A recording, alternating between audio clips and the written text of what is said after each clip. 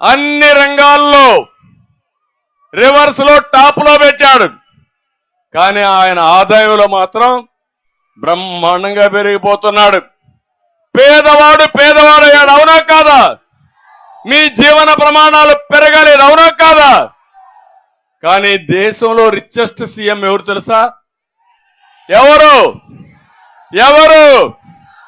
ఇది నేను చెప్పింది కాదు, రికార్డులో ఉండే సత్యం. ఆయన ఇప్పుడు మాట్లాడుతున్నాడు. ఏమని?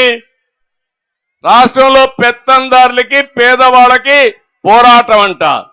నేను పెత్తందారంట, ఆయన పేదవాడంట. పాపం నిరుపేద, ఆయన డ్రాయర్ కూడా లేదు.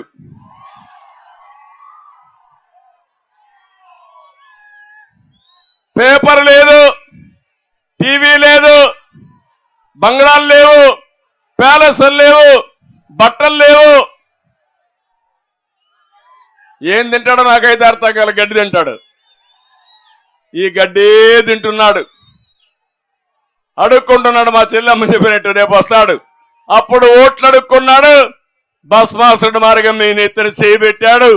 ఇప్పుడు మళ్ళా కథలు గుద్దుడే గుద్దుడు. ఇప్పుడు 5 ఏళ్లు వదిలిపెట్టకుండా గుద్దాడు.